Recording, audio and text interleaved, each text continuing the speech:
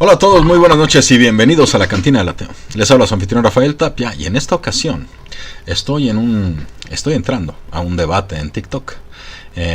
Precisamente Testigo de Alastor la semana pasada me contactó a través de Jorge Tomate, o bueno, aquí dice filósofo ateo, pero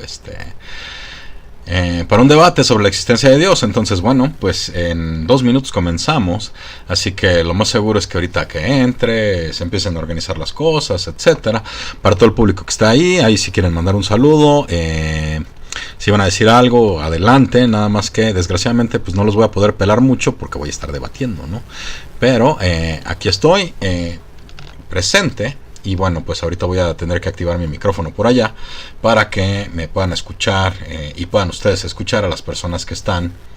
Hola, José Carlos, buenas noches. Es el último saludo que les voy a prestar porque, bueno, pues voy a estar en debate con Testigo de Alastor esta noche. Aquí estoy y van a poner un timer, va a haber tiempos, probablemente el primer ponente sea Testigo de Alastor, etcétera. Y ya me callo porque en 1 minuto comenzamos. Muchas gracias a todos y bueno, pues comencemos.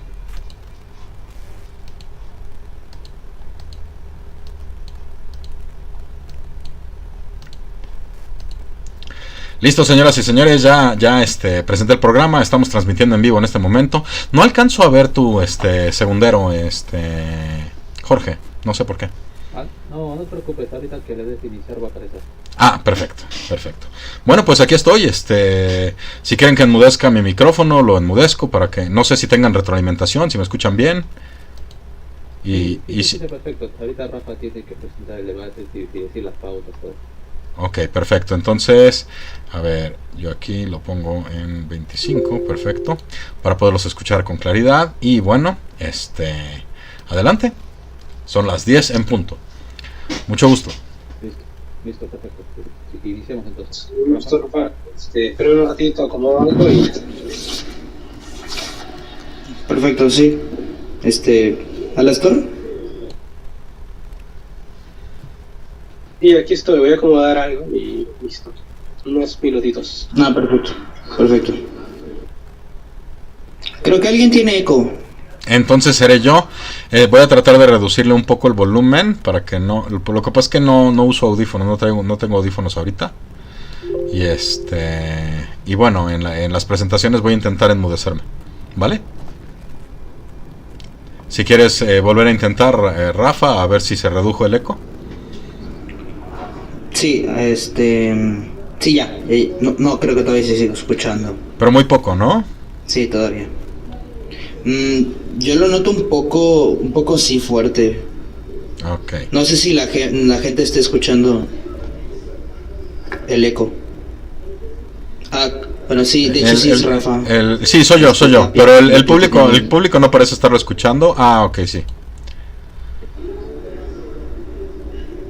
El público, ¿alguien puede decir que se escucha eco? Yo no te escucho eco, pero te escucho tu teléfono. Supongo que es un lugar con personas. No, realmente no, está todo muy callado acá. Entonces tienes espíritu chocarrero. Bueno, pues en lo que esperamos Voy a buscar otro... Voy a buscar otro micrófono para ver si suena mejor. Ok, no hay problema. Bueno, en lo que esperamos a Alastor, probablemente hasta pueda utilizar unos audífonos que los detesto. Pero bueno, todo sea por que no haya retroalimentación, ¿verdad? El público me estaba diciendo que era Rafa Bears el que estaba teniendo eco. Lo siento, Luis, Rafa Bears es el moderador. Entonces, perfecto. ¿Me escuchan bien? Aquí la cosa es que ¿cómo se llama? Rafa Tomate es el moderador. Entonces, mira, el público dice que yo no tengo eco. Qué bueno, ¿sí? Desgraciadamente Rafa Tomate estaba teniendo algo de eco. A ver, ahorita que entre nos pone, ¡vámonos! Muchas gracias, hombre. A ver, déjenme ver esto. Excelente, Antón, muchas gracias por la donación, muchas gracias por el super chat, todas las personas que están en el chat, muchas gracias por los regalos, etcétera. Échenme porras, ya saben, aquí estamos comenzando el debate, estamos esperando a... Gracias por el amor, gracias por los corazones, etcétera. Por ahí anda Black Sheep, un saludo, preciosa, buenas noches. ¿Qué ha habido? Dicen por ahí. Todavía no comienza el debate, era a las 10 de la noche. Estamos esperando un contratiempo que se resuelva y podremos comenzar. Tengo entendido que el primer ponente es testigo de Alastor. Si mal no tengo entendido, el formato del debate va a ser que serían 10 minutos para cada quien, luego 5 minutos de respuestas de cada uno, y luego otros 5 minutos de otras respuestas a las respuestas de cada uno, luego un diálogo, y luego ya interactuamos con el chat, y cosas por el estilo, ¿no? A ver qué tal nos va. A ver, ¿qué tal me escucho ahora? ¿Te escuchas bien, Rafa? A ver, el público de YouTube escucha bien a Rafita Tomate. Por favor, díganme en el chat de YouTube. Hola, buenas noches, Rafa Master. Buenas noches. Sí, hola. ¿Que ya me escucho bien? Sí, la cosa es que también los demás ponentes de TikTok se puedan escuchar bien en YouTube. Estamos transmitiendo de forma simultánea en YouTube y estoy participando en un live dentro de TikTok. Mi foto está un poco deforme, pero bueno, ¿qué le voy a hacer? Sí, bueno, nada más hacerles saber que simplemente estamos en espera de que Alastor termine de ver unos detalles. Sí, ya terminé. Perfecto. Entonces, si quieren me enmudezco para no entorpecer la presentación y el comienzo de Alastor. Con permiso. Primeramente voy a hacer la presentación de vida de los dos exponentes que tenemos para el debate de esta noche. Más que nada y primero que nada, desearles al público buenas noches y gracias por estarnos viendo. El debate de hoy va a ser sobre el tema de si Dios existe o si no existe. Tenemos dos exponentes. Por el lado teísta tenemos a Testigo de Alastor, también conocido como la Biblioteca del Teísta. Es uno de los mejores exponentes del teísmo y del tomismo aquí en la plataforma de TikTok. Y por otro lado tenemos a Rafael Tapia, que va a defender la parte del ateísmo. De igual forma, por parte de Rafael Tapia tenemos a uno de los mejores exponentes del ateísmo aquí en TikTok. Entonces esperemos que sea un debate a la altura, un debate donde independientemente de la postura que tengan todos y cada uno de ustedes, todos salgamos aprendiendo algo. Y pues bueno, ya dada la introducción, voy a explicar cuáles van a ser las pautas y los tiempos del debate. Primero que nada, va a comenzar Testigo de Alastor defendiendo la postura teísta. Va a tener una presentación de 10 minutos. Posteriormente, Rafael Tapia va a tener su defensa de su postura, de igual forma de 10 minutos. Posteriormente, Testigo de Alastor va a tener una réplica a la presentación de Rafael Tapia de 5 minutos. Después de eso, Rafael Tapia va a tener una réplica a la presentación de Testigo de Alastor de igualmente de 5 minutos. Después de eso, Alastor va a tener una réplica de la réplica de Rafael Tapia. Y posterior a eso, Rafael Tapia tendrá propiamente la misma réplica a la réplica de Testigo de Alastor. Por último, se dará una réplica final por ambas partes de 5 minutos, con un tiempo de 5 minutos para cada uno. Y para darle ya casi finalidad al debate, vamos a tener un diálogo abierto entre Alastor y Rafael Tapia de 20 minutos, donde van a poder tener un diálogo fluido sin la individualidad del tiempo, vaya. Y por último tendremos las conclusiones finales de Alastor, que serán de 5 minutos, y las conclusiones de Rafael Tapia, que serán de igual forma de 5 minutos. Bueno, ya explicada el formato que va a tener este debate y ya dada la introducción, pues pasamos a darle los 10 minutos que tiene Testigo de Alastor para dar su defensa sobre por qué Dios existe. Vale, se me escucha bien, ¿no? Bueno, voy a empezar. Voy a empezar explicando el funcionamiento de las vías.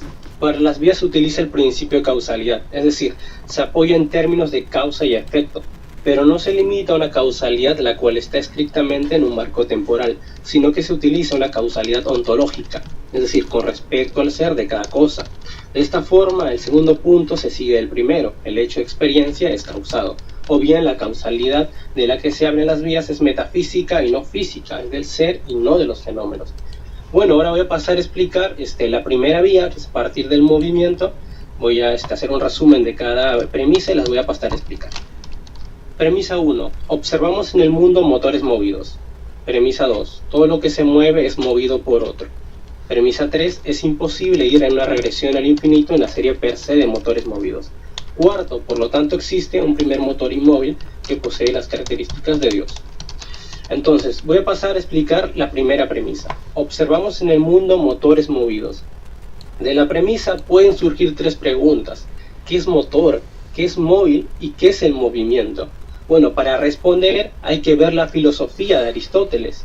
Para Aristóteles, el movimiento es el cambio, el paso de la potencia al acto, o bien la actualización de las potencias, por lo que estamos hablando de un movimiento metafísico, porque se refiere al ser y explica la realidad en cuanto en un sentido general y abstracto, pues habla del ser actual, el ser que es o el ser real, y el ser potencial, el ser que posiblemente será.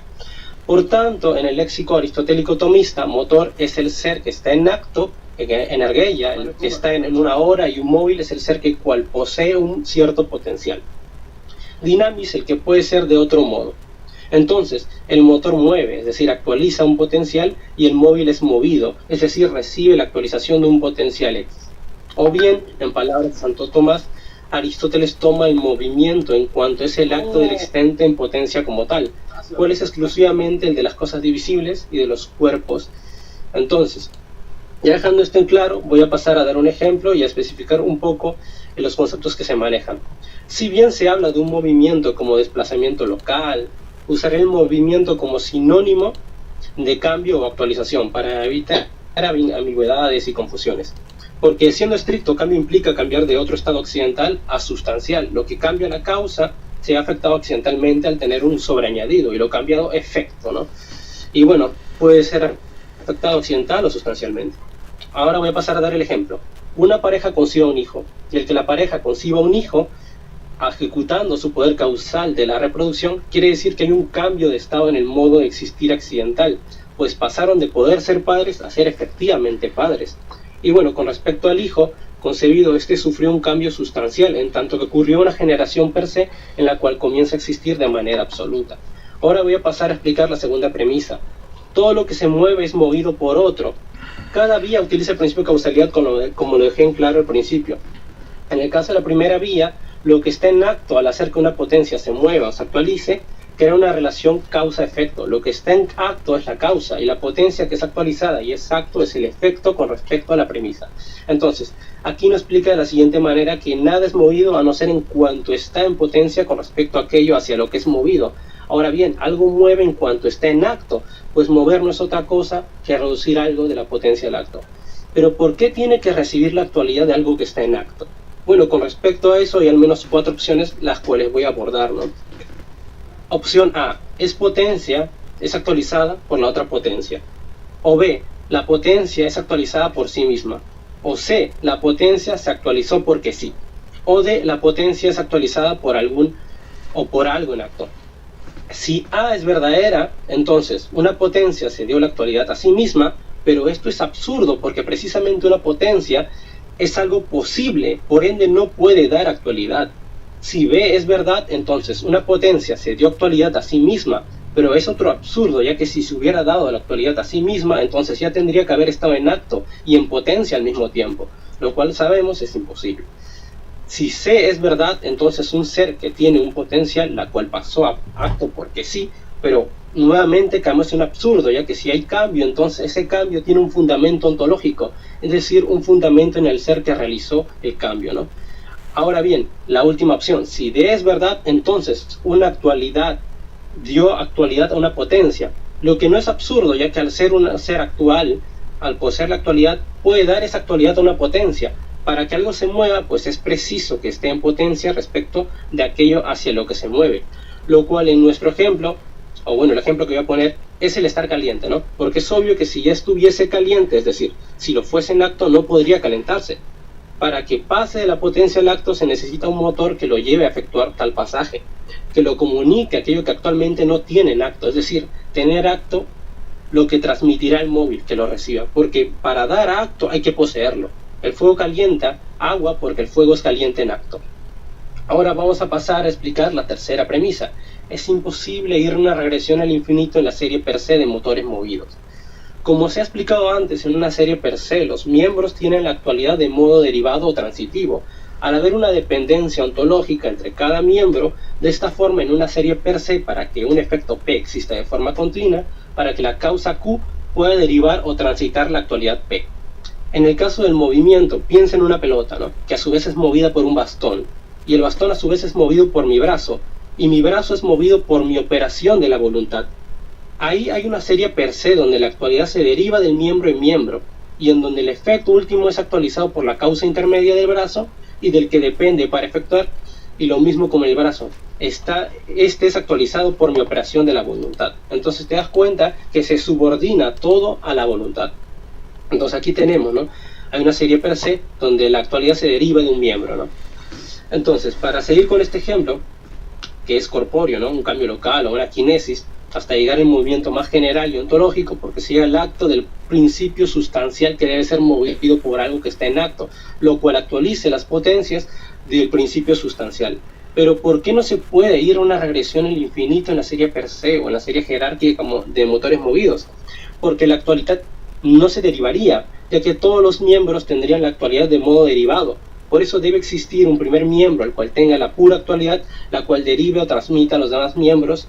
O bueno, en palabras de Aquino, es imposible que esto proceda al infinito, pues dado que todo lo que es movido por otra cosa es un instrumento de lo primero que mueve, si no hubiera un primer motor, los instrumentos serían los que se mueven.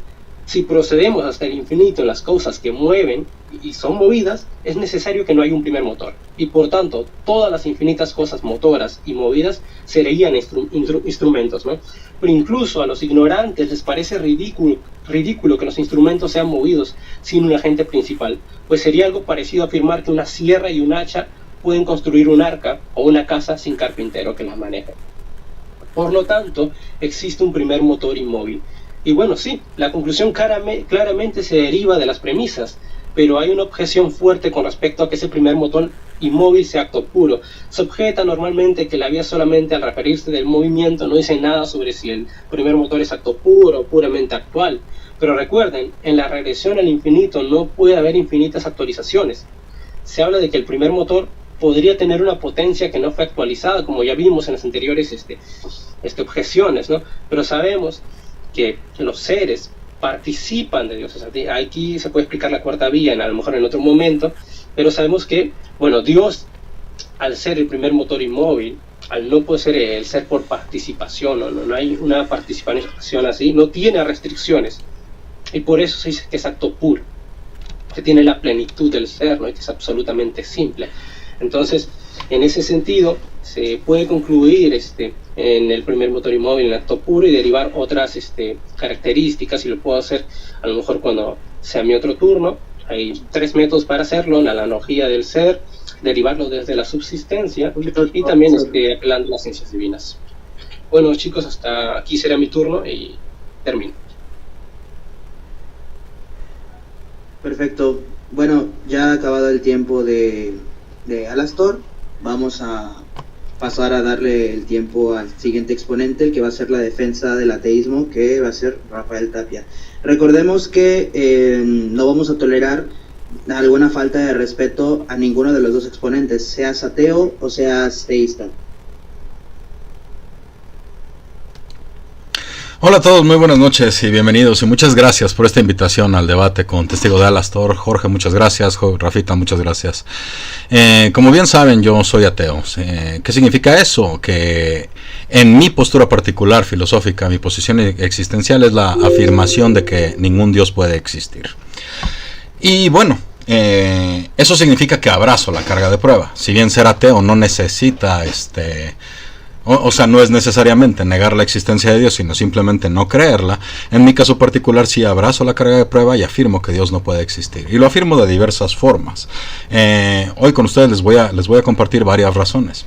Irónicamente, la primera es el mismo punto de partida que tomó Testigo de Alastor. Este argumento de la causalidad que nos esboza Testigo de Alastor, pues tenemos que darnos cuenta que ¿qué significa que algo sea causa? ¿Sí? Cuando hablamos del principio de causalidad, estamos hablando de un pilar fundamental de nuestro entendimiento del mundo. Si no hubiera este principio de causalidad, si no supiéramos que todo efecto es precedido por una causa, entonces no podríamos tener coherencia en nuestro entendimiento del mundo, ¿no? Entre otras cosas, cuando uno profundiza en lo que el principio de causalidad significa, uno tiene que darse cuenta que existe tal cosa como cadena causal, ¿no? ¿Y qué significa esto? Bueno, pues tenemos que entender que para poder identificar que algo como causa, tiene que haber una interacción o un punto de contacto entre la causa y el efecto. Si no hay tal cosa, si no hay punto de interacción ni contacto, entonces no se puede decir que esa cosa que se está tratando de decir que es la causa, sea la causa. No se puede ser arbitrario en ese aspecto. Ahí se cometen diversas peticiones de principio. Sobre el argumento que nos dio Testigo de Alastor, les recuerdo que este momento es mi ponencia y no es una refutación. La refutación va a ser hasta que me toque nuevamente participar, ¿no? Así que bueno, comencemos. ¿Qué es Dios? ¿Sí? A lo largo de la historia, múltiples pensadores han tratado de elucubrar, de desarrollar qué sería Dios en caso de existir, ¿no? Si nos ponemos a pensar en las nociones religiosas, en esta idea cultural heredada que nos prestan las religiones, se piensa en un ser que, si bien no tiene un cuerpo como tal, sí tiene cierto poder. Y en ese aspecto sí tengo que ser muy puntual, ¿no?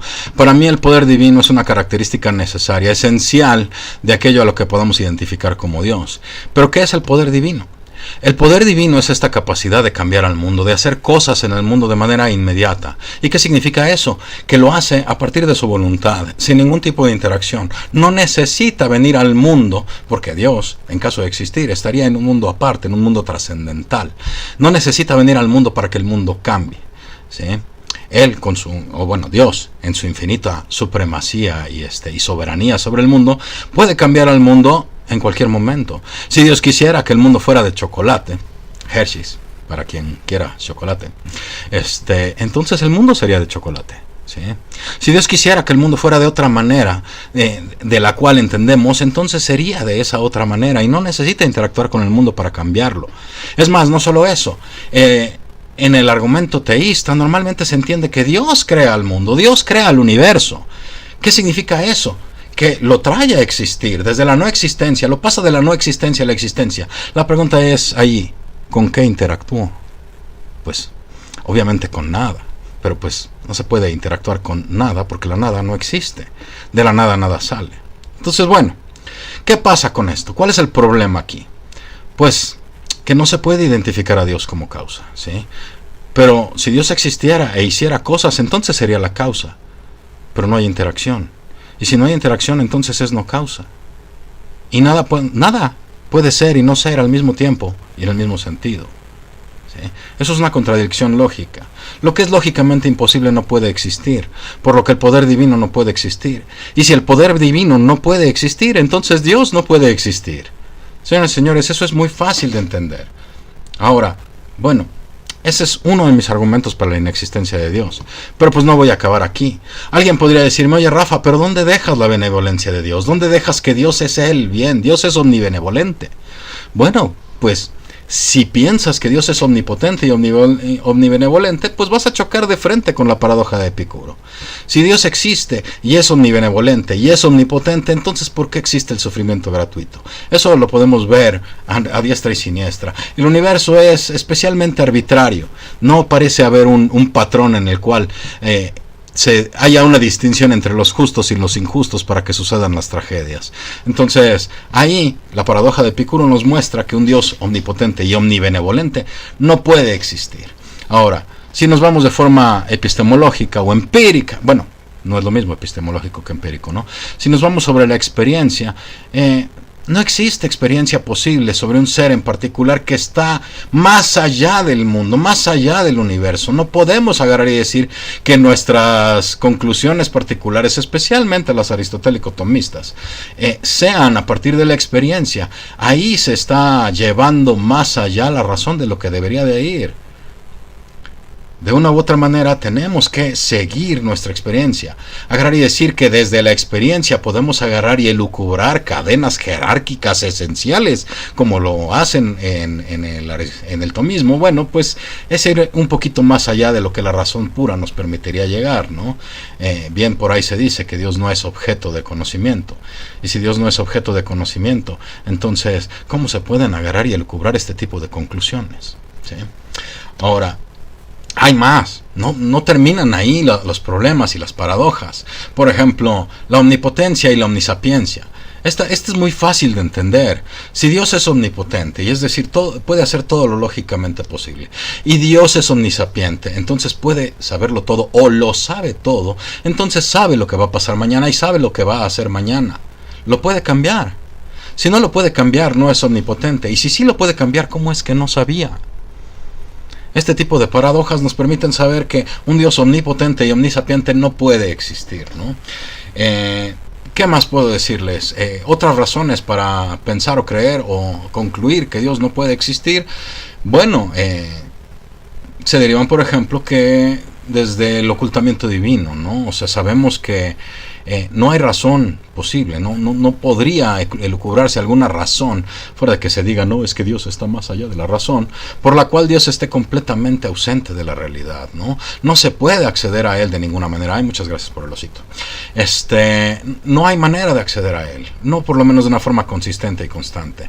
No se puede tener experiencia divina, solo se puede tener la afirmación o la creencia personal, subjetiva, de que se está teniendo una experiencia divina.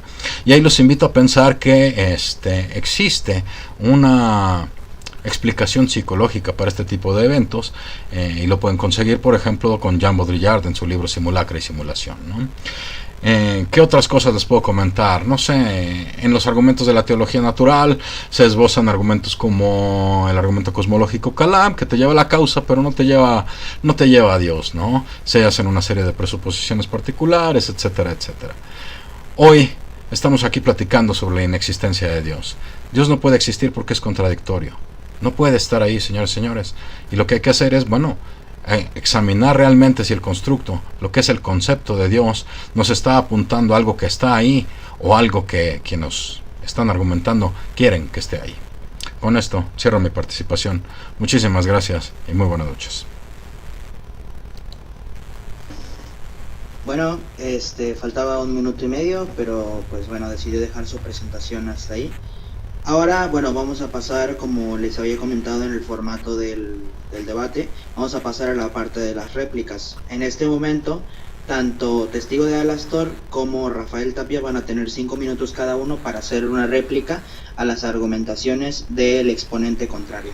Así que, bueno, en este caso comenzamos con los 5 minutos de Testigo de Alastor. Vale, voy a pasar respondiendo 2 de sus objeciones. Considero que la tercera, sobre la omnipotencia y la omnisciencia, no fue justificada, no vi un ejemplo, no vi una argumentación ahí, así que la voy a obviar. Me voy a quedar con las 2 primeras objeciones. Primero, la de el nexo lógico, la que busca la interacción entre la causa y el efecto, y la de los males gratuitos.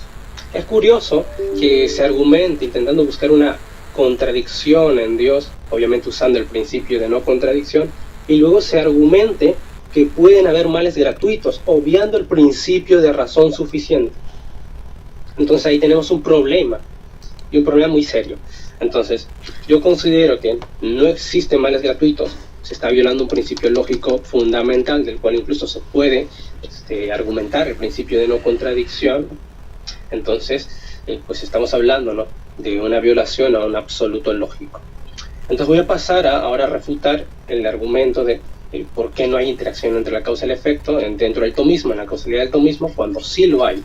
Y bueno, también a refutar la definición que dio sobre la voluntad o el poder divino.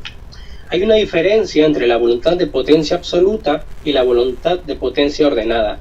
La potencia absoluta es la capacidad que tiene un agente de prescindir del orden establecido, pero ahí tenemos un problema, puesto que Dios no prescinde del orden establecido porque no es posible que este orden vaya en contra de sí mismo, y como el orden forma parte de una ley eterna que participa del carácter de Dios, no es posible que Dios se anule a sí mismo, porque Él es perfecto y la perfección no puede ir en contra de sí misma. De tal manera que yo niego la voluntad de potencia absoluta, ya que la voluntad tiene el bien máximo de manera natural. En ese sentido, Dios se ama a sí mismo y no puede dañarse.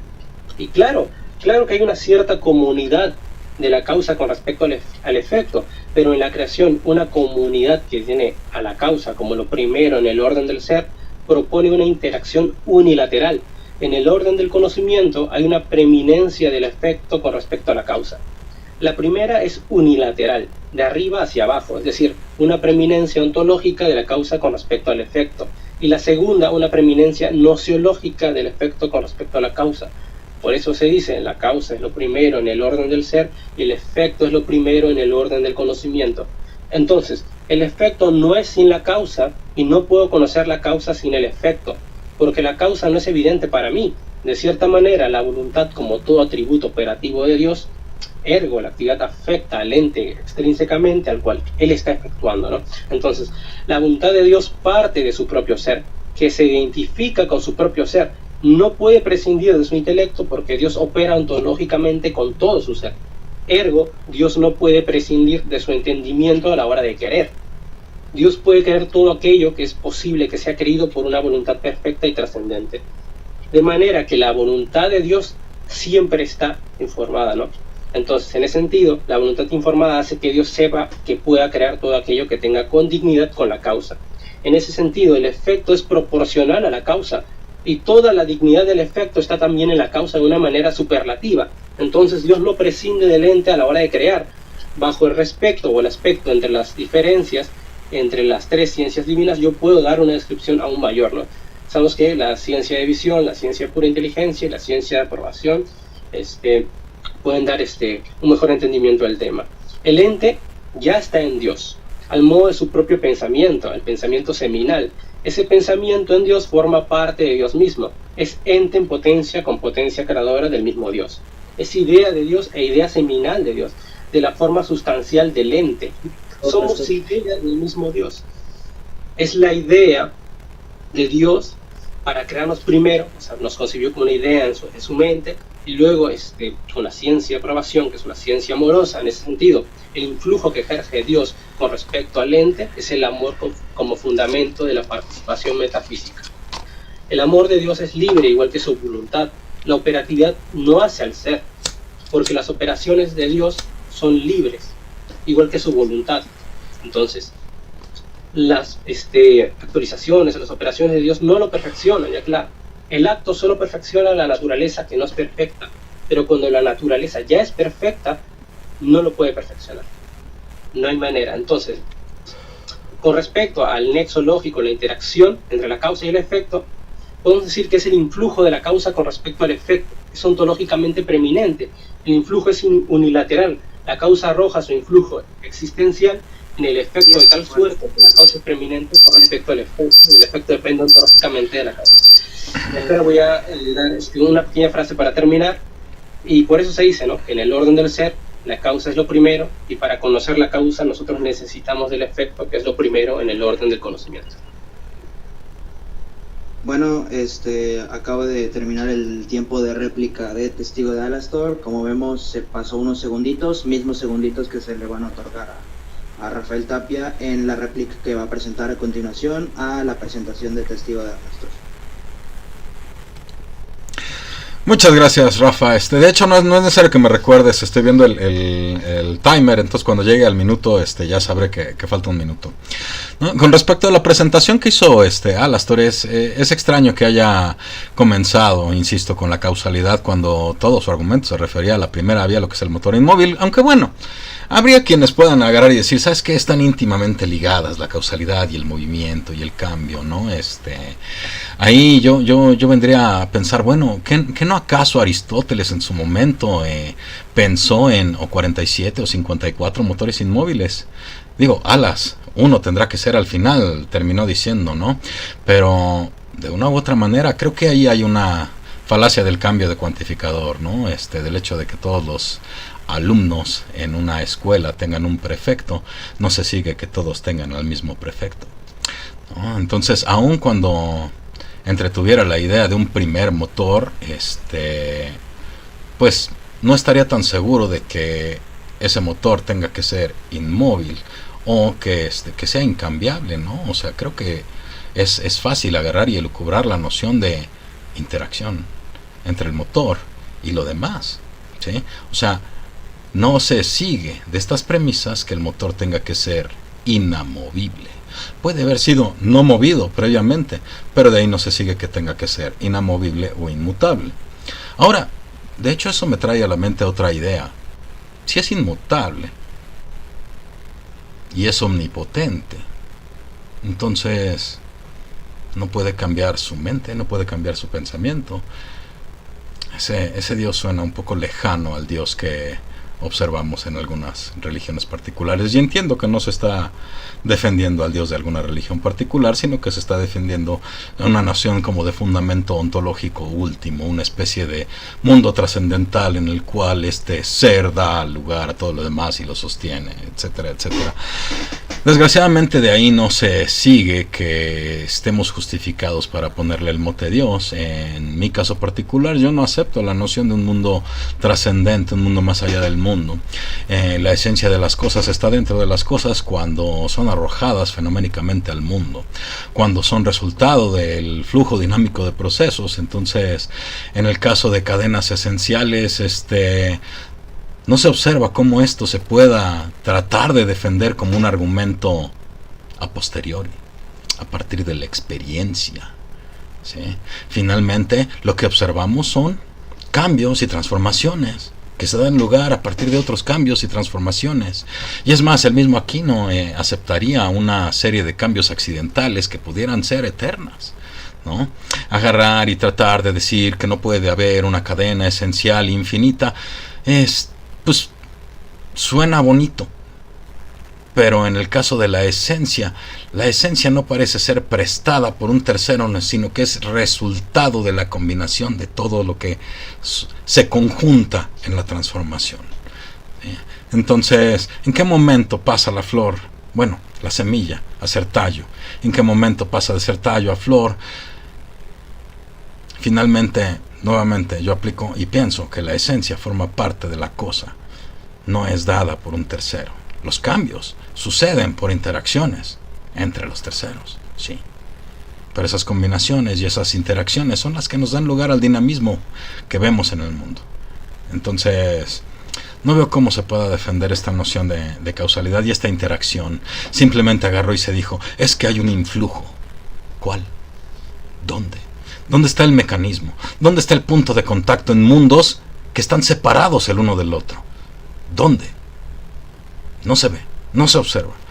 Ahora, con respecto del sufrimiento gratuito, bueno, pues argumento que hay sufrimiento gratuito. Sí, se observa que hay sufrimiento gratuito. Se observa que suceden cosas que serían inexplicables. Si tú agarras y dices, bueno, ¿sabes qué? Yo pienso que esto sucede porque hay alguna razón detrás. Padrísimo. Explica la razón. No, bueno, es que yo no sé cuál sea la razón de Dios. Dios debe tener algún motivo. Ah, qué padre. Perdón, pero eso no tendría por qué ser persuasivo para un teísta y menos para un ateo. Muchas gracias.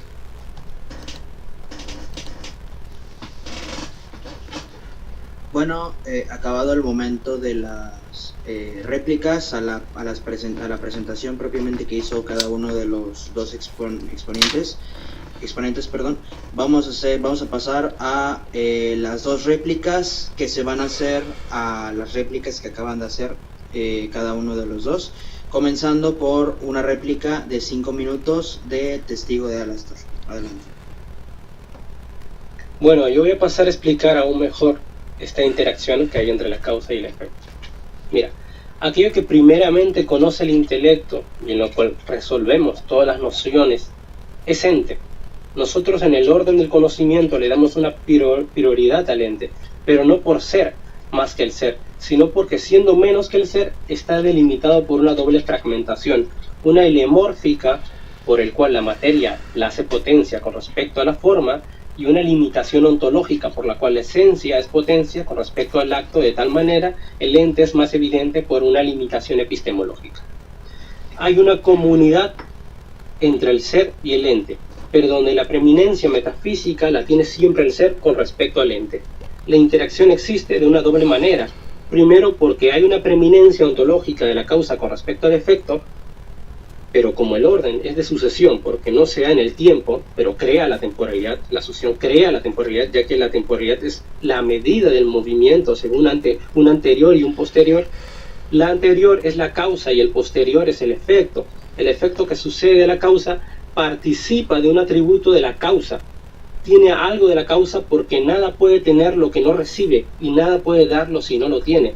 En ese sentido hay una preeminencia nociológica del efecto con respecto a la causa. Entonces la reciprocidad es inversamente proporcional. En el orden del ser la preeminencia la tiene la causa, y en el orden del conocimiento la preeminencia la tiene el efecto, y en ese sentido consiste el método a posteriori de la prueba metafísica. Con esto ya demostramos la comunión que hay entre ser y ente. Y bueno, hay una interacción física, así como pasa en los fenómenos que vemos en la naturaleza, es un salto epistemológico dentro de las áreas del conocimiento, ¿sí? Entonces, no se está abordando el tema de la mejor manera. Segundo, voy a pasar a definir qué es el mal para Santo Tomás de Aquino. Y sigo sosteniendo que no hay mal gratuito, que se está violando el principio de razón suficiente, y considero que para postular primero un mal gratuito se tiene que refutar el principio de razón suficiente. Si no se puede, pues ahí lo dejo. Todo lo que es en cuanto tal, en este sentido, se tiene que abordar no de una manera moral, como yo lo había dicho antes, sino que lo voy a abordar de una manera entitativa en el orden del ser. Entonces, el mal, si es lo opuesto al bien, no puede ser un ser o una naturaleza o una perfección, sino al contrario. No estamos hablando de algo que es, tenemos que entenderlo como algo que falta, es una herida o falta en el ser, y no por eso podemos decir que no existe. El mal existe, pero como una cosa real positiva, pero no como una real cosa positiva, sino que existe del modo como existen las ausencias, como una privación. Imagínense, ¿no?, un hueco en una pared. Nadie diría que no existe, pero no existe como existe el cemento. Entonces, sino que la existencia que tiene esa carencia, esa falta, es una privación. Entonces, el mal existe como una privación. La privación es la ausencia de un bien dado. La privación no es cualquier ausencia o la mera negación de algo. Por ejemplo, que una piedra no tenga alas es la ausencia de un bien, pero no es un mal para una piedra, porque ésta no la posee por naturaleza ni le compete. Entonces, estamos hablando, se trata de la ausencia de un bien que es debido a una naturaleza. Todas las cosas que existen según una determinada media, una determinada naturaleza, a la cual competen ciertas perfecciones por creación. Pero cuando carecen de esas perfecciones y no está lo que debería estar, ahí estamos hablando del mal. Entonces, cuando hablamos del mal, es como negación en un sujeto que debería tener algo y no lo tiene.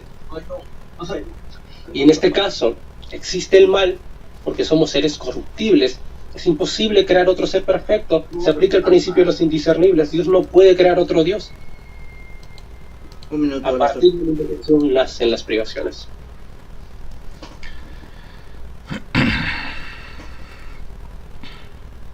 ¿Terminaste tu tiempo? Sí, ya terminó el tiempo. Bueno, terminado el tiempo de Alastor, vamos a pasar con los 5 minutos de la réplica a la réplica que dio Testigo de Alastor por parte de Rafael Tapia. Adelante. Muchas gracias, Rafa. Muchas gracias, Alastor. Comienzo. A ver, bueno, está padrísimo agarrar y afirmar el orden del conocimiento y el orden del ente y el orden del ser, ¿no? Primero está ahora sí que el ser subyace, está más para atrás o está más arriba o está por debajo, ¿no? Primero agarramos y vamos al ente y luego está más arriba o más lejos, el más trascendente el ser, ¿no? Eso está bien padre, agarrar y elucubrarlo y especularlo de manera metafísica desde el tomismo. Pero ¿qué pasa si no me adhiero al tomismo epistemológicamente ni ontológicamente? ¿Qué pasa si entendemos al conocimiento como la experiencia, como parte de la experiencia que vivimos en nuestro día a día? Se supone que el argumento de Tomás de Aquino es a posteriori, vuelvo a lo mismo. Y entonces agarra y me dice, no, es que en el orden del conocimiento, perdón, ahí tropieza bien feo, ¿sí? Ahora, híjole, me choca hacer argumentos emocionales, ¿sí? Pero bueno, a ver, en primer lugar, no se está negando el principio de razón suficiente cuando uno afirma que hay males gratuitos, ¿sí? Sí, obviamente hay razones por las cuales suceden los males gratuitos, ¿sí? No es que sean gratuitos porque no tienen razón de ser, sino que suceden en el mundo porque vivimos en un mundo dinámico, caótico, en el cual tanto justos como injustos les va como les va, ¿sí? Porque lo observamos en el día a día. ¿Me vas a decir que hay una razón suficiente, un bien posterior, cuando una madre sufre un accidente automovilístico y sostiene en sus manos la cabeza de su hija? ¿En buena onda? Perdón, pero así no es como se puede argumentar que hay una razón suficiente. Agarrar y traer, no, es que el mal es la ausencia del bien. Perdón, ¿el cáncer es ausencia del bien? ¿Vas a decir que los niños que están sufriendo en Asia Menor cuando agarra y se les mete un parásito y les come uno de sus ojos o los dos para poder sobrevivir el parásito y deja ciego al niño, eso es ausencia de Dios? No te lo acepto. No te la compro y no lo voy a aceptar como un argumento para poder decir, no, es que el mal es ausencia de bien. Es como la oscuridad es ausencia de luz, o un hueco es ausencia de cemento. Perdón, pero eso no te lo puedo aceptar y no sé cómo tus interlocutores teístas te lo aceptarían. Vivimos en un mundo caótico, sí, y vivimos en un lugar donde hay sufrimiento, y este sufrimiento se observa parte del caos. Y la única explicación coherente es que no hay un Dios omnibenevolente y omnipotente allá afuera que esté observando el mundo. Y si existiese, piénsalo bien, porque ese tipo de cosas pasan. Y si a mí me vieras ver pasar una carreola que va en camino a estrellarse con un automóvil que está en movimiento, y me vieras no hacer nada, ¿qué pensarías de mí? Pues Dios está en todas partes, ¿o no? La omnipresencia de Dios implicaría que está ahí donde sucede el mal, ahí también está Dios. ¿Sí? Entonces no, perdón, pero no me vengas con que el mal es ausencia del bien. No te lo acepto y no veo por qué alguien tendría que aceptarlo. Muchas gracias. Bueno, terminamos con la segunda parte de las réplicas. Y vamos a pasar con una última parte de réplicas finales con respecto a todo lo dicho por los dos exponentes, tanto su presentación como sus dos réplicas. Estas réplicas finales van a ser de 5 minutos por cada uno de los dos exponentes, comenzando por Testigo de Alastor. Y de igual forma recordar que se debe respetar a los dos exponentes, tanto sus personas como los argumentos que se están presentando, ya que, como les dije anteriormente, independientemente de si comparten la postura con alguno de los dos o no la comparten, algo tenemos que sacar de provecho de este debate, algo tenemos que aprender de este debate. Entonces, les recalco, por favor, independientemente de si eres teísta o ateo, debes respetar a los dos exponentes, porque de lo contrario se van a seguir desactivando los comentarios y pues bueno, no queremos llegar a ese tipo de sanciones, ¿no? Bueno, ya aclarado eso, vamos a comenzar con los 5 minutos de Testigo de Alastor. Adelante. Vale, se tocaron muchos temas y realmente, lo he dicho desde un principio, no lo voy a abarcar por un lado moral, sino por un aspecto entitativo, y volvemos al sentimentalismo y a decir, ay no, porque una madre. Yo lo sé, y por eso te lo dije, abarquemos el debate desde un lado entitativo, no moral, eso ya es otro debate. Y Dios, sí, bien, es omnipresente, no es que estén todas las cosas como siendo las mismas cosas, sino que Dios está en todas las cosas en el sentido que participa en las mismas cosas del ser. A ver, y Dios no es causa del mal, el sumo bien excluye cualquier tipo de consorcio con el mal. La voluntad divina, pues de ninguna manera puede inclinarse al mal respecto al mal. En cuanto a mal, no plantea ningún problema, pues este no puede ser apetecido por nadie, ni por la voluntad humana, ni por el apetito natural, ya que el mal no es más que una privación de un bien debido, como yo lo repetí antes. Existe en un sujeto que como tal es bueno. El problema podría suscitarse con los males que se apetecen indirecta o accidentalmente. Respecto a estos hay que decir que no obstante Dios quiere algunos bienes particulares más que otros. No hay bien que más quiera que es bondad, por lo cual de ninguna manera quiere el mal de culpa, que priva del orden divino. En cuanto al mal de efecto natural y el mal de pena, los quiere al querer cualquiera de los bienes que van ajenos. Y así el querer la justicia quiere el castigo, y al querer que se conserve el orden de la naturaleza, quiere que mueran o se destruyan algunas cosas.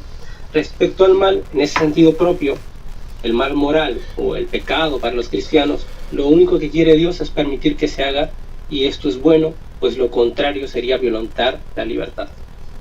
Entonces, yo no veo de dónde saca el sentimentalista, porque yo en ningún momento lo abarqué de un lado moral, y no solo eso, sino que sigue diciendo que no se viola el principio de razón suficiente.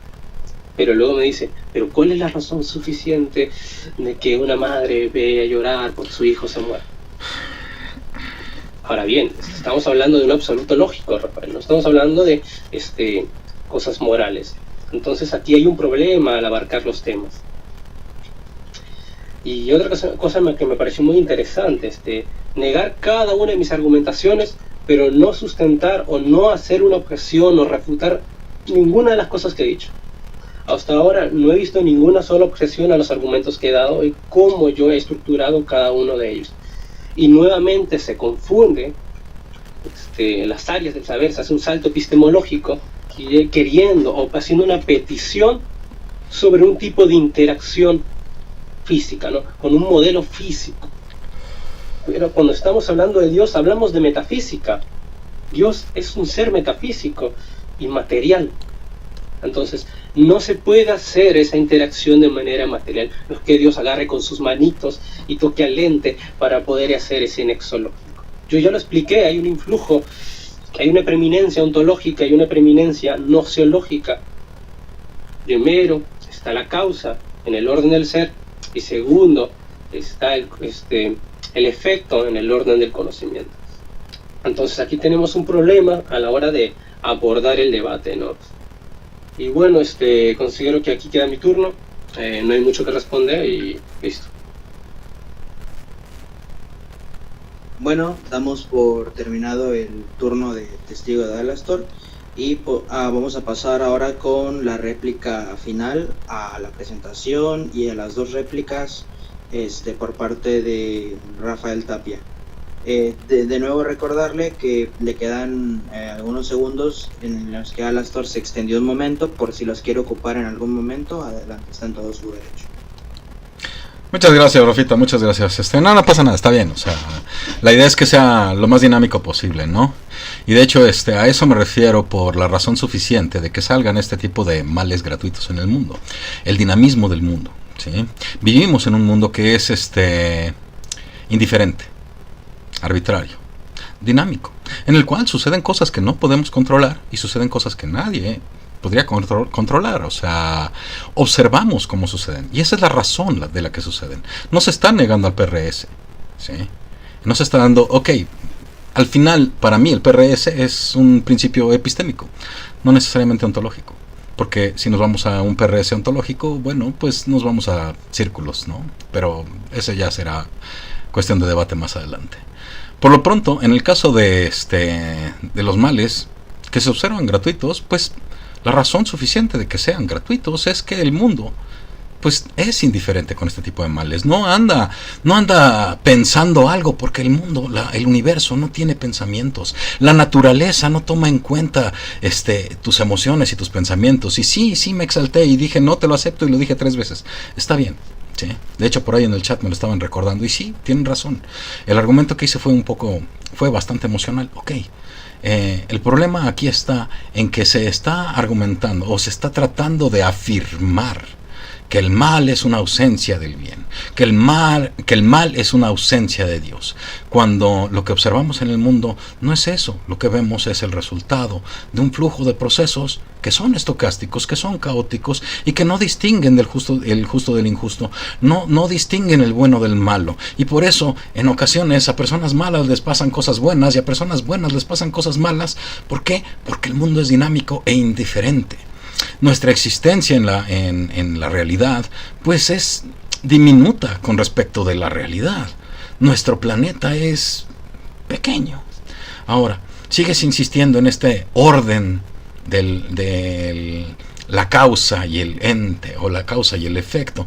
Pero perdón, o sea, nosotros cuando experimentamos y cuando vemos al mundo, también vemos cosas que causan otras cosas, ¿sí? Y para esto tú tienes que afirmar que todas estas cosas, todas estas causas son efectos en sí mismas, ¿sí?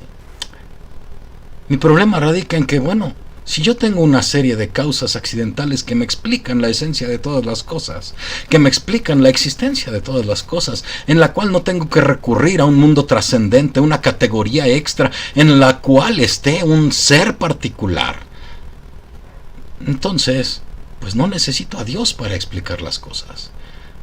No necesito a Dios para explicar al mundo. Y no solo no necesito a Dios, sino que la contradicción se encuentra ahí todavía. Porque agarrar y afirmar que tal ser existe y que tal ser influye, tiene una influencia desde el ser hasta el ente, se oye bien bonito, pero no hay una demostración de ningún tipo. Lo que estás haciendo es simplemente argumentar a partir de una serie de conclusiones particulares que no se siguen de nuestra experiencia del mundo, que van más allá de nuestra experiencia del mundo, van más allá de la operatividad que tengamos con el mundo.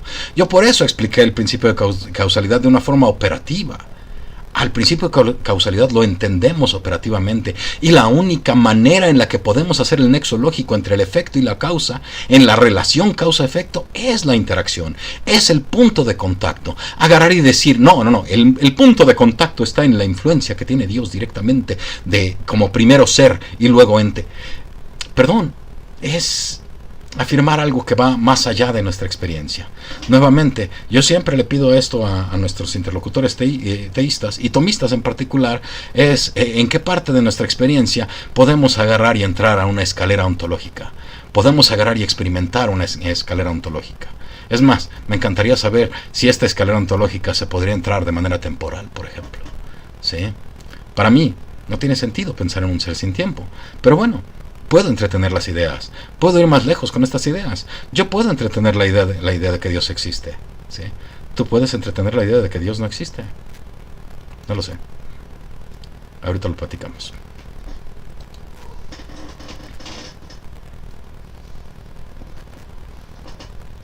Bueno, terminamos con la parte de las réplicas. Recordamos que era la parte de la presentación y las 3 réplicas que ya se han dado.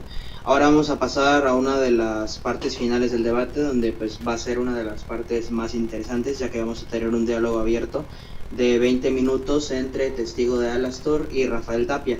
Recordemos que en este debate, bueno, más bien en este diálogo vamos a estar tocando los temas de las réplicas, de la presentación. Por ejemplo, en este caso, me imagino que se continuará hablando del tema de los males gratuitos y demás, y pues de igual forma se pueden tocar todas las cosas que sean concernientes a lo que se viene comentando por parte de los dos exponentes. Entonces, bueno, ya bien explicadas las pautas de lo que va a consistir el diálogo abierto, pues vamos a darle la apertura a que comience Testigo de Alastor con los 20 minutos que va a durar esta charla.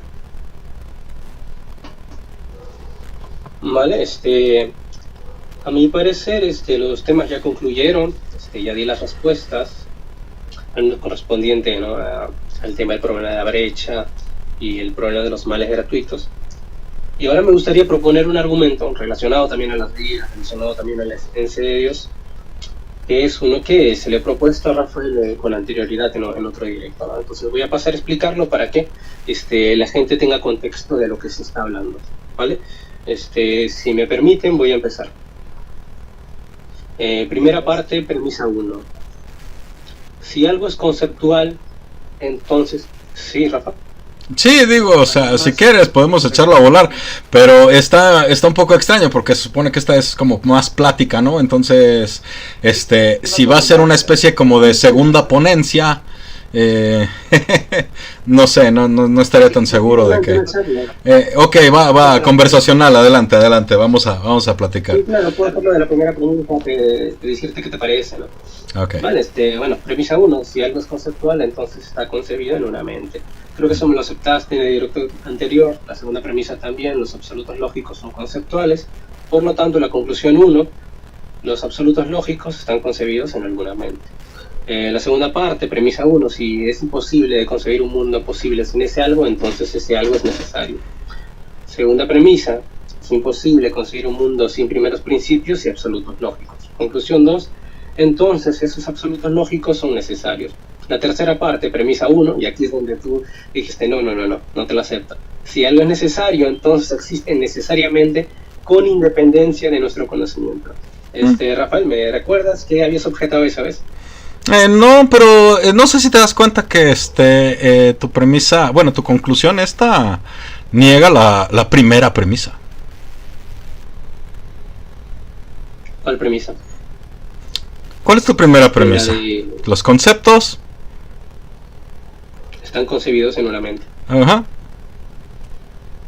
Si los absolutos lógicos son necesarios y existen necesariamente, entonces no necesitan de una mente para estar ahí. De una mente finita. No puedes arreglarlo a medio camino, brother. O sea, perdón, pero ahí, si tú agarras y esbozas y demuestras que los absolutos lógicos están y son necesarios en todos los mundos posibles, entonces son existentes en todos los mundos posibles. Y si son existentes en todos los mundos posibles, no requieren de una mente para estar ahí. A ver, entonces, ¿qué propondrías si son conceptuales? Y los conceptos, por definición... Pero entonces no son conceptuales. O sea, a ver, entiéndelo de esta manera. Si tú agarras y dices que los absolutos lógicos son necesarios y son existentes en todos los mundos posibles, entonces no requieren de una mente para estar ahí. ¿O no? A ver. Si me pongo realista, si me pongo realista, hay filósofos realistas que no necesariamente son teístas, ¿estás de acuerdo? Vale. Ok. Y finalmente no se adhieren a un platonismo como como el Eidos o alguna cosa así, sino que agarran y tratan de establecer cosas que serían hechos, ¿no? Entonces, si bien en algunas cosas yo soy bastante nominalista, aunque te acepte yo el argumento, tu misma premisa niega, tu premisa 2, o bueno, tu conclusión presente, niega la premisa 1, porque estos no serían conceptuales, serían existentes. Son los absolutos lógicos. Forman parte de la realidad. Y si forman parte de la realidad, no se necesita una mente. Un tipo de estructura. Pues tendría que ser, o sea, sí, tendría que ser un hecho del mundo. Entonces, si me pongo realista, sí te puedo aceptar que los absolutos lógicos son un hecho del mundo. ¿Cuál es el problema? Y lo que no te acepto es que se requiera entonces, si son necesarios, si son existentes, no se requiere una mente para que estén ahí. A ver, si te entiendo, tu postura es materialista, ¿no? En el sentido que no necesitamos un trato. Eso es irrelevante. Porque aquí lo que importa es agarrar y ponernos a pensar si es que los absolutos lógicos aplican en todos los mundos posibles. Si aplican en todos los mundos posibles, entonces son necesarios. Si son necesarios, entonces son existentes. Si son existentes, entonces no tienen que residir en ninguna mente para estar ahí. No. A ver, mira, ¿sabes por qué es importante que aclares tu postura? Porque así podré saber para ti qué es los principios lógicos. ¿Qué son? O sea, tú dices que pueden ser propiedades inherentemente, ¿no? de la realidad. Si te estoy entendiendo. Vamos a discutir mi cosmovisión ontológica. Acuérdate que yo soy ecléctico. Me adhiero a algunas cosas de Guillermo de Ockham, me adhiero de algunas cosas de no sé, Hegel, Heidegger, Sartre, Husserl. Y es más, en algunas cosas hasta soy kantiano, güey. Entonces, ¿qué vamos a hacer, güey? ¿Cómo le vamos a hacer para agarrar y hacer un pinpoint? ¿Necesito tener una cosmovisión terminada para ser ateo? No, no necesariamente, sino que te digo que, a ver, al menos me definas qué es o qué son los principios de la lógica si es que no son conceptuales, ¿no? Obviamente escapando de la primera premisa que sería, bueno, todos los conceptos están concebidos en una mente. Son presupuestos axiomáticos que nos permiten investigar al mundo. Si te entiendo, no son descriptivos, son prescriptivos o son prescriptivos y no descriptivos. Dije, son presupuestos axiomáticos que nos permiten investigar al mundo. No, sí, pero ¿describen la realidad o son prescriptivos? La realidad se ajusta a los principios lógicos y no puede haber nada que vaya en contra de ellos. O simplemente son descripciones, así como lo sería la gravedad, por ejemplo. Pues lo que pasa es que son tautológicos, güey. O sea, tampoco puedes decir que son prescriptivos o descriptivos. Sí, son tautológicos. La otra vez te lo expliqué. O sea, si tú agarras un diagrama de Venn, pones un círculo y en el círculo le pones la A, todo lo que está dentro de la A es igual a A y todo lo que está fuera de la A es no A. ¿Sí? Y A no puede ser A y no A al mismo tiempo y en el mismo sentido. Y o es A, que es el círculo, o es no A, que es fuera del círculo. O sea, perdón, pero ahí es una cuestión tautológica. Y los podemos tomar como axiomas. Y los tomamos como axiomas para poder investigar el mundo. Para poder entender de forma coherente cualquier mundo posible. Si no, no tendríamos lógica modal, por ejemplo. Mira, te voy a preguntar algo, a ver si me das un poco de tiempo para proponer la argumentación. ¿Te parece, Rafa? Adelante, dale. Yo aquí feliz y contento. Bueno, voy a citar a Santo Tomás, que él decía, ¿no? Todo lo que puede no existir, en algún momento no existió. Y en algún momento no existirá. A ver, otra vez, perdóname porque me distraje con el chat. Perdón, pero esta parte es bien importante para mí. Estás hablando de la contingencia, ¿no? Sí, Santo Tomás decía. Otra vez, dale. No existir, en algún momento no existió. Y en algún momento no existirá. Y bueno, ahí pasa la pregunta, ¿no? ¿Qué quiere decir esto? Por ejemplo, si los principios de la lógica pueden no ser en algún momento de la realidad o pueden no ser en alguna otra configuración de la realidad, entonces no son verdaderamente necesarios, sino contingentes, es decir, no siempre fueron y no siempre serán. La persona que crea esto tiene que justificar cómo cree posible que en algún momento un círculo sea cuadrado. Si los principios de la lógica son una propiedad de la configuración físico-material del mundo, entonces en otro mundo esa propiedad pudiera no existir o pudiera tener otras propiedades. Si en cambio los principios lógicos no son meramente propiedades ni atributos de la realidad, sino condicionantes para la realidad, entonces sí que son necesarios y no depende de la conceptualización del hombre, ni de la materia, ni de sus interacciones físicas. Tanto la gravedad como las leyes de la lógica son ideas, son abstracciones, pero algunas abstracciones son descriptivas y otras prescriptivas. Una es contingente y la otra es necesaria. Una es a posteriori y la otra a priori. Unas operan como una identificación epistémica, es decir, un concepto que hace el ser humano para señalar los fenómenos que suceden en la realidad, y otras fungen como el sustrato ontológico que sostiene y condiciona la realidad. ¿Estás de acuerdo con eso, Rafa, o qué objetarías? No, bueno, hay un montón de cosas con las que no estoy de acuerdo, pero comenzaré con el argumento de la contingencia, ¿no? Todo aquello que podía no haber existido, en algún momento no existió. No sé si te das cuenta que no se sigue una de la otra. A ver, es que justamente te habla de cosas que no son necesarias, ¿no? Que a lo mejor en algún mundo posible no pudieran, o sea, no existirían, ¿no? Sí. Un mundo posible sin estas cosas. Pero acuérdate que en mi visión del mundo, si bien no utilizo la palabra materialista porque se presta malos entendidos con mis interlocutores y con el público, yo sostengo una noción de que las sustancias, de lo que sea que están hechas las cosas, son necesarias. Lo que significa que si bien yo podía no haber existido, las sustancias de las que estoy hecho sí existieron y sí existen y sí hubieran sido alguna otra cosa, ¿sí? Entonces esas no son contingentes, número uno. Y número dos, en el caso de los absolutos lógicos, de los principios lógicos, creo que ahí te estás equivocando de categoría. Cuando yo digo que son presupuestos axiomáticos, los damos por verdaderos. Lo que significa que si bien yo podía no haber existido, sí existieron y sí hubieran sido alguna otra cosa, ¿sí? Entonces esas no son contingentes, número uno. Y número dos, en el caso de los absolutos lógicos, de los principios lógicos, creo que ahí te estás equivocando de categoría. Cuando yo digo que son presupuestos axiomáticos, los damos por verdaderos. Lo que estás buscando es una justificación para estos presupuestos axiomáticos, pero si no, no serían presupuestos. Tenemos buenas razones para presuponerlos, tenemos muy buenas razones para utilizarlos como axiomas. Precisamente un axioma es algo que no requiere demostración porque es evidente.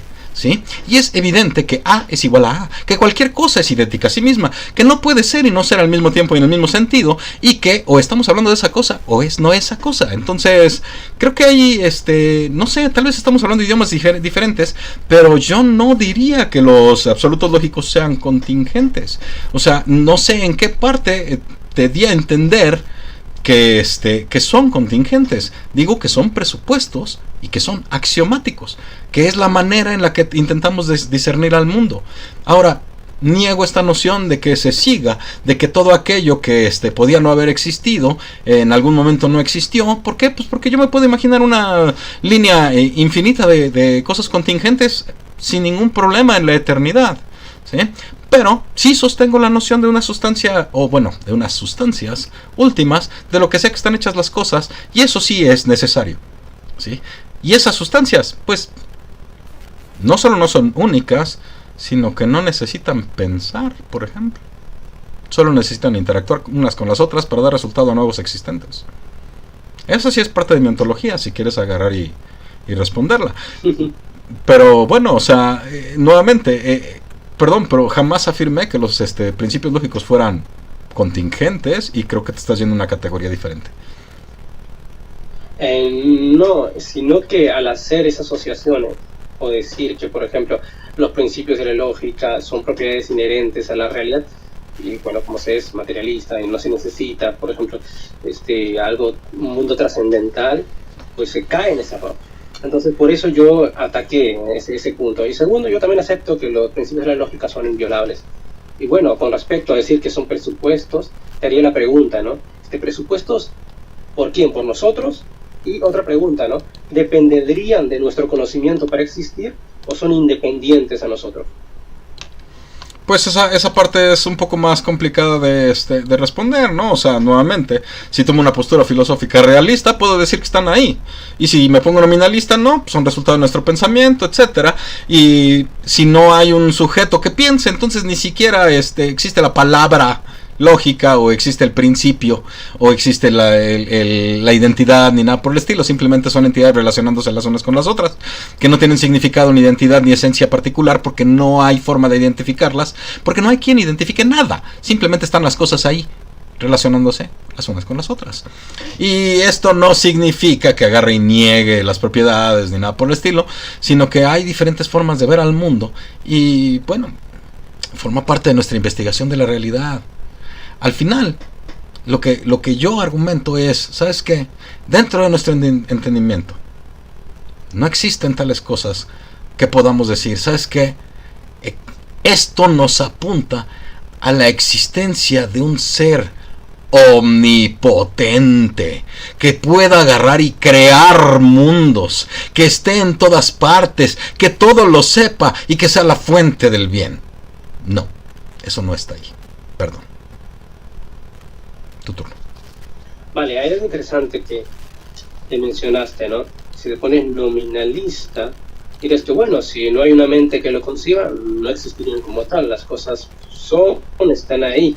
Pero entonces, si no niegas los principios de la lógica, o sea, bueno, a pesar de que no se puedan concebir en una mente, estarían, por ejemplo, inherentemente, ¿no? En la materia, o sea, las cosas son, y ahí estarían los principios de la lógica, entre comillas, porque en realidad no existirían sin una conceptualización humana, sino que, bueno, las cosas se comportarían como se tendrían que comportar, si es que te entiendo, ¿no? Pero no necesariamente conceptualización humana, yo diría, sin una conceptualización de un sujeto. Y un sujeto no necesariamente tiene que ser humano, ¿no? O sea, tiene que ser un ser pensante, nada más, que esté identificando cosas. Claro. Sí, entiendo. O sea, al final, si bien, no sé, los turcos le llaman de otra manera a la luna, de todas formas es la cosa que da vueltas al planeta, ¿no?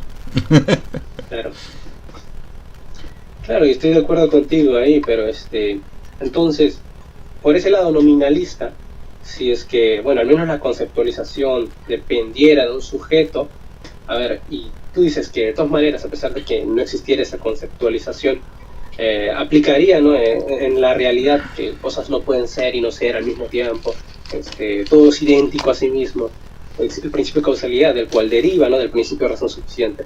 Entonces, eso seguiría ahí. O sea, la realidad seguiría comportándose como se comporta ahora, ¿no? Bueno, no estaría tan seguro de que el PRS se derive del... porque no es lo mismo causa que razón. No, es que recuerda que Leibniz, al postular el principio de razón suficiente, él dice que, bueno, se divide en dos, ¿no? Uno para los seres necesarios, hay una razón suficiente para los seres necesarios, y otro para los seres contingentes. Y de ahí, ¿no? Él aplica el principio de causalidad, ¿no? Dice que, bueno, la razón suficiente del principio, bueno, de los entes contingentes, de los entes finitos, es el principio de causalidad, ¿no? Entonces, por eso yo te argumento de esa manera, ¿no? Uh-huh. Ok. Bueno, está muy entretenido, pero a ver, vamos a yo te invité a una cosa, digo, y tenemos muy poco tiempo. Sí. Te invité a una cosa al final de mi última ponencia, y es... ¿Puedes entretener la idea de que Dios no existe?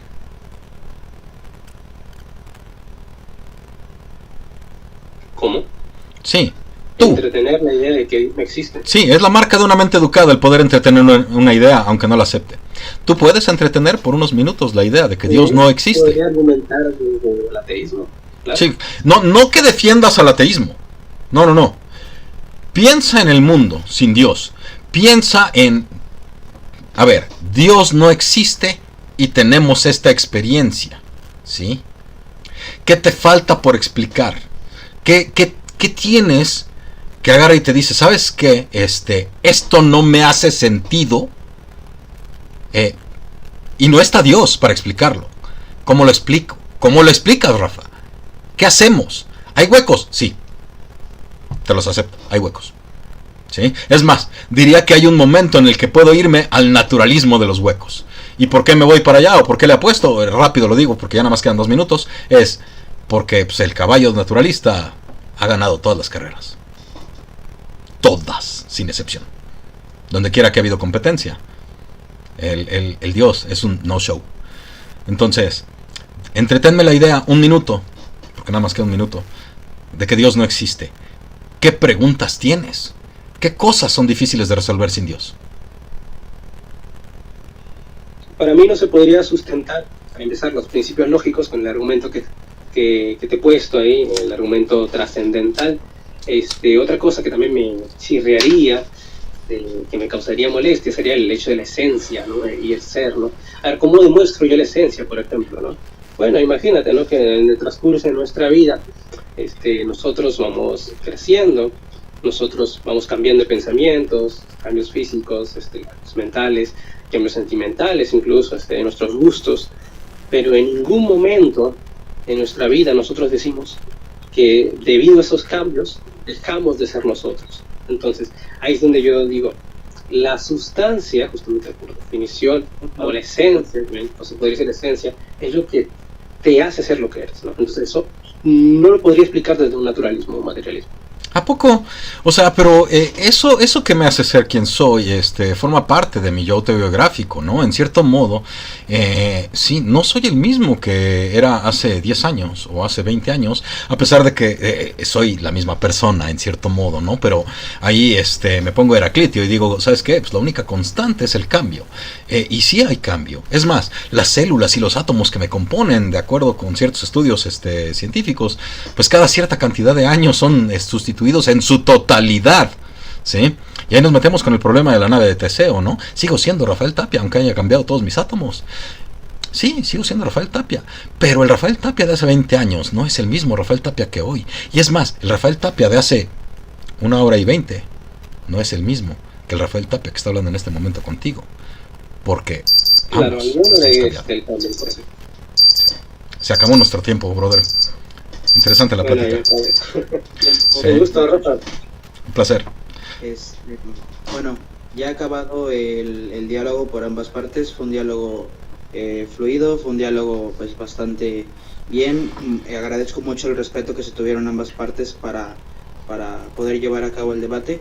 Ya para darle finalidad a lo que vendría a ser el debate, vamos a pasar con la parte de las conclusiones. La parte de las conclusiones van a ser 5 minutos por cada exponente, y pues van a dar sus conclusiones del debate. Si tienen algo que terminar de decir, lo pueden decir, dar un repaso sobre sus argumentos, una mini réplica sobre los argumentos de la otra parte, como gusten utilizar sus 5 minutos de conclusiones, pero que sea para cerrar su discurso.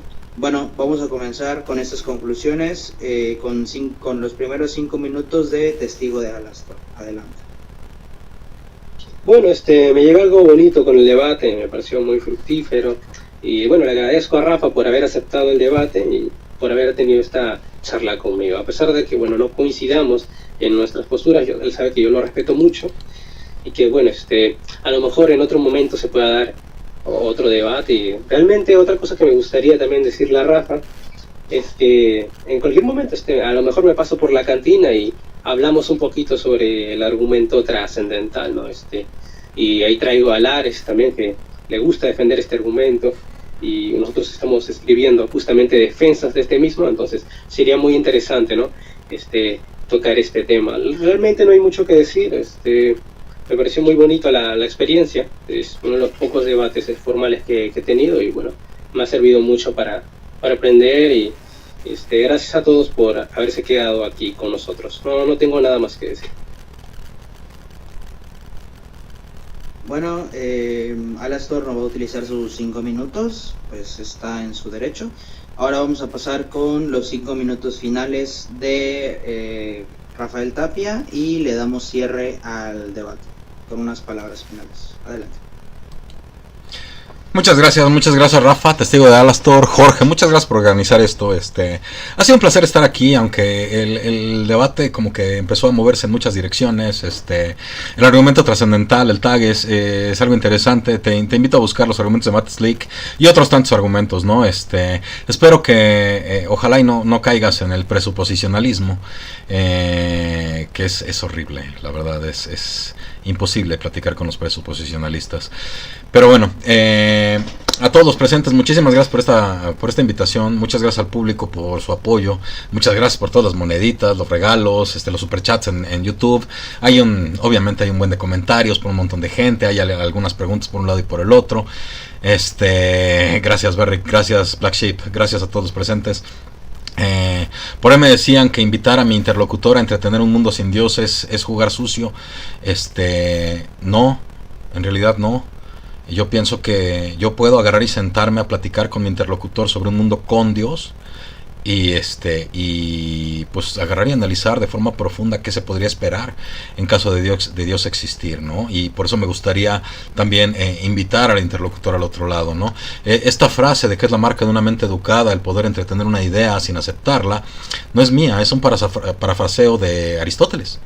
Entonces, bueno, pues invito a todo el público a entretener una idea, a entretener la idea de que Dios no existe, ¿sí? Por unos minutos. Piensen, Dios no existe, ¿qué sigue? ¿No? Bueno, para todos los presentes, muchas gracias por las donaciones, de verdad, ha sido un placer. Espero poderles tener más debates de este tipo. Ha sido excelente, ha sido un lugar de armonía. Muchas gracias a todos los presentes. Me hubiera gustado que se quedara el chat todo el tiempo prendido, porque estaba entretenido también leyendo algunas cosas que decían por ahí, ¿no? Pero bueno, Alastor, Rafa, Jorge, un placer estar aquí. Muchas gracias. Listo, Rafael, gracias por tu presencia, por tu participación. Para mí el debate fue muy educativo, para todos supongo también. Entonces, sin más, gracias. Y según tengo entendido, después del debate vamos a tener un pequeño diálogo. Para los que quieran participar pueden mandar solicitud. Yo los voy rotando, los que van participando, como se hace siempre en los live de TikTok, ¿no? Sí, bueno, igualmente darle gracias a los dos exponentes nuevamente por el respeto que presentaron ambas partes. Me pareció un debate bastante interesante, un debate bastante bueno. Y pues bueno, voy a finalizar mi actividad como moderador en este momento para comentarle algo a Rafael Tapia, y es que me pareció interesante la conversación que tuvo con Alastor sobre el tema de los males gratuitos y por qué existe esta incompatibilidad entre la omnipotencia y la omnibenevolencia de Dios. Tristemente ahorita por temas de que pues me tengo que ir a dormir porque mañana temprano me tengo que despertar, no voy a poder dar una conversación sobre tal tema, pero pues el tema de lo que son los males gratuitos y la imposibilidad lógica entre la omnipotencia y la omnibenevolencia me parece muy interesante, y pues tal vez no solo dejarlo en una conversación, sino en unas semanas pues sí, unas semanas, porque meses no creo, en unas semanas, pues de igual forma, si Rafael Tapia aceptara, invitarlo a un debate formal sobre el tema de los males gratuitos y pues la incompatibilidad que presenta él entre la omnipotencia y la omnibenevolencia. Sin mayor problema, cuando quieras platicamos, hombre.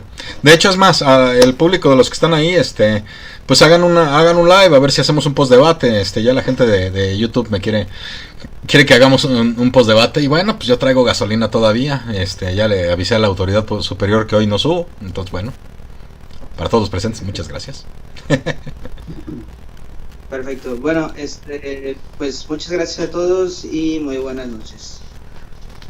Listo, chicos, gracias por su participación. Alastor, ¿te quedas? Sí, a lo mejor unos minutitos. Espérenme un ratito que tengo que hacer algo y ya. Voy a estar para charlar. Listo. Señores, yo me bajo de su live, voy a ver si encuentro algún otro y ahí me sigo con el con el post debate, no sé, quien quiera abrir uno, Black Sheep, si estás ahí. Entonces, bueno, señores, muchas gracias, buenas noches. Listo, Rafa, cuídate, gracias. Hasta luego. Y precisamente aquí está. Este es el momento donde los